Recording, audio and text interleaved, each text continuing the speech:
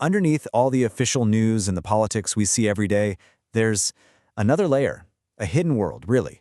It's built on secret agreements, on shadow networks that literally shape our reality in ways most of us never even think about. So today, let's pull back that curtain. And it all kicks off with this really unsettling question. I mean, what if I told you that 5 of the world's biggest democracies secretly got together and agreed to spy on, well, everyone? The rest of the world, and yeah, even each other. Because they did. It actually happened. Okay, so let's dive into what this secret network actually is. And look, I know this sounds like something straight out of a spy movie, but it's not. This is the real story. So, they're called the Five Eyes. And yeah, it's pretty much what it sounds like, an exclusive club. You've got the USA, the UK, Canada, Australia, and New Zealand.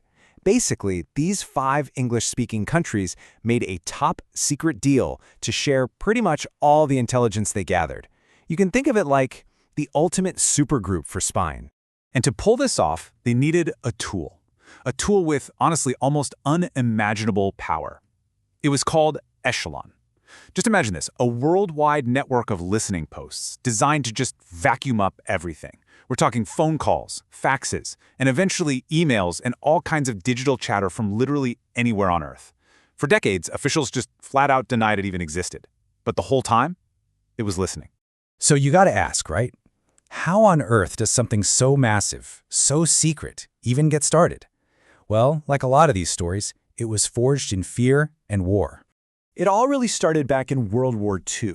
You had British and American code breakers teaming up, cracking Nazi codes, and they realized, hey, this works. Sharing secrets literally helped win the war.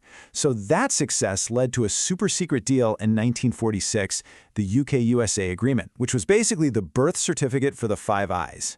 And then, when the Cold War kicked in and the world split in two, this alliance became the West's #1 weapon in a new kind of war, a war fought with secrets and information, not just bombs. And really, the logic behind it all was pretty simple when you think about it. The world was just getting too complicated. The threats were too big for any one country, even the US, to watch everything alone. It was this idea that to be safe together, they had to spy together. But here's where the story takes a turn. Because as huge as the Five Eyes was, it was actually just one piece of a much bigger and honestly way more shocking puzzle. There were other secret groups out there, fighting hidden wars. Okay, so get this. The Safari Club. At a time when the CIA was getting a lot of heat and restrictions back in the US, a bunch of other countries, France, Egypt, Saudi Arabia, decided, fine, we'll do it ourselves. They basically created their own shadow CIA to fight the Soviets in Africa, funding covert ops completely off the books with zero public oversight. Wild. And then there was something called Gladio, and this one is just mind-blowing. Imagine secret armies, trained by NATO, hidden inside friendly European countries, just waiting.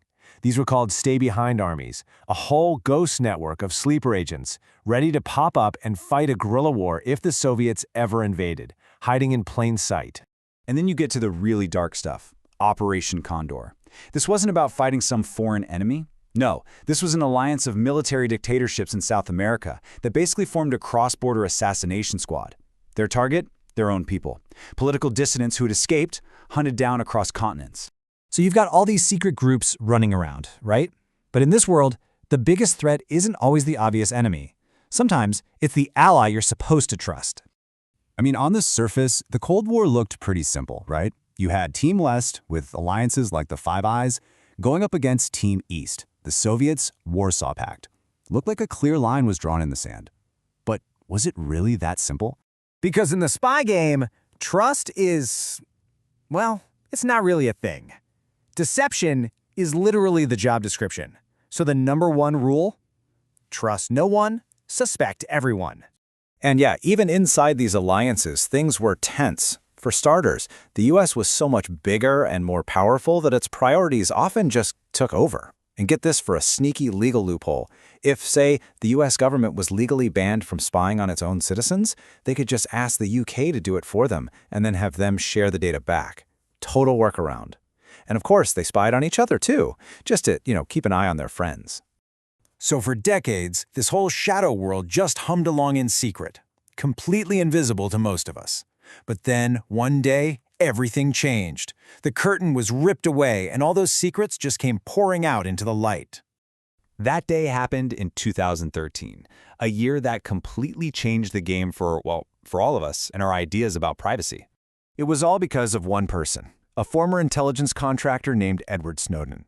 He saw the sheer scale of this global spying machine from the inside, and he decided he just couldn't keep the secret. So he downloaded thousands upon thousands of top-secret files and handed them over to journalists. And just like that, the world saw how the Five Eyes really worked. And what he revealed was just staggering. We learned about a program called PRISM, which gave the NSA direct access to the servers of companies like Google, Facebook, and Apple. We found out that they were physically tapping into the giant undersea fiber optic cables that carry, well, basically the entire internet. And maybe the biggest bombshell of all, proof that the US was spying on its closest allies, like listening in on the personal cell phone of the German Chancellor, Angela Merkel. So, okay, this all might sound like some crazy history lesson, right? But here's the thing. The legacy of these secret alliances impacts your life, right now, probably in ways you don't even realize.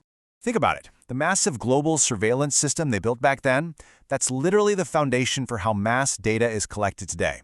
Those clever legal loopholes they use to spy on their own people, that's the very same fight we're having right now about our digital privacy and what the government is allowed to see. And that cozy relationship between spy agencies and tech companies, well, that created the constant tug-of-war we see today between tech giants, your personal data, and what the government wants. So all of this leaves us with a pretty heavy question, doesn't it? When our digital world was built on top of a foundation of secret networks and shared spying, is our privacy even real? Or is it just an illusion we tell ourselves to feel better?